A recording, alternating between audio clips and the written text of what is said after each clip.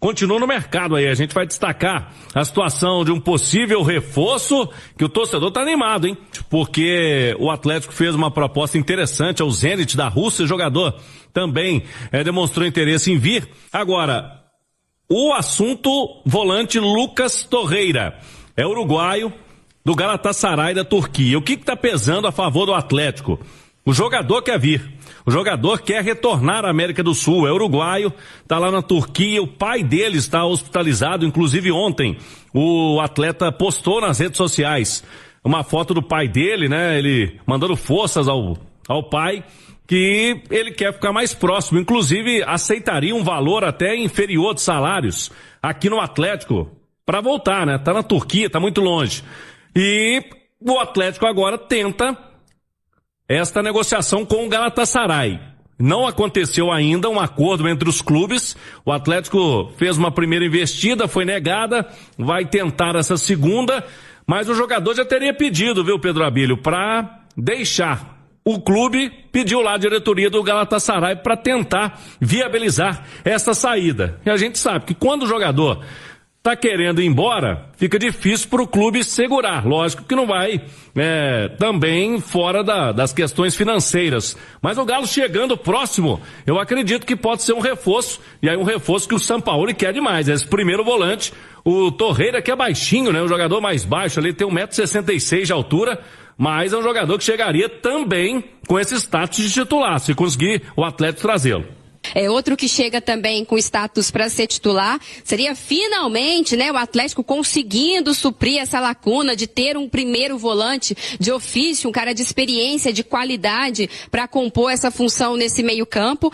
O Paulo Brax até havia dado umas pistas a respeito das características desse primeiro volante que o Atlético estaria buscando, né? Não é aquele primeiro volante só pitbull ali, cão de guarda da primeira linha defensiva ali e tal, mas precisaria ser também um jogador que tivesse uma qualidade no passe, que soubesse jogar, porque a ideia de jogo do Sampaoli passa também por esse primeiro volante. E aí, quando a gente fala desse jogador uruguaio, ele tem justamente essa característica. Você citava o desempenho dele no Arsenal. Durante a passagem dele no Arsenal, durante a passagem dele pelo futebol também da Inglaterra, sempre teve um bom acerto de passe longo, sempre foi um primeiro volante que sabia sair jogando. Então tudo isso ajuda para que ele se encaixe, né? E aí você vai ter ele ali com a segurança da marcação, ele é um defensor, é um especialista nisso, mas não é um cara que vai travar o jogo, pelo contrário. Ele vai conseguir dar mais dinamismo a essa transição, né, ofensiva do Atlético, que aí depois a bola vai passar por esse segundo homem de meio campo,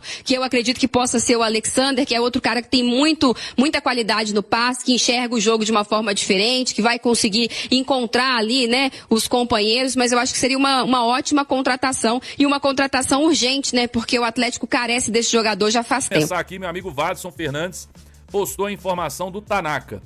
O planejamento mudou na diretoria do Atlético. Se antes o clube não buscava zagueiros, agora o Galo voltou à carga no mercado e monitora a contratação de um defensor para a temporada. A ideia é reforçar o setor defensivo ainda em 2026. Então tá aí a informação do Tanaka, tá? Em primeira mão ele trazendo essa informação, porque de fato a informação, inclusive o próprio Paulo Brax na coletiva dele, disse que o Atlético não estaria em busca de um zagueiro, que estaria bem servido, mas a informação do Tanaka agora, acredito que talvez aí acompanhando os jogos, os treinamentos, enfim, vendo que de fato o Atlético precisa de mais um defensor, mas não aquele cara para compor o elenco. Isso aí a gente já tem. A gente precisa de um zagueiro para assumir a titularidade, até porque o Lianco demora ainda para voltar. Então, que bom que o Atlético está em busca desse zagueiro. Vamos aguardar para ver qual será o zagueiro aí contratado, se o Atlético de fato contratar, investir em um zagueiro, mas já existe um interesse, já viram a necessidade, então vamos aguardar, né? O que você pensa sobre isso? Concorda? O Atlético precisa de um zagueiro ou não?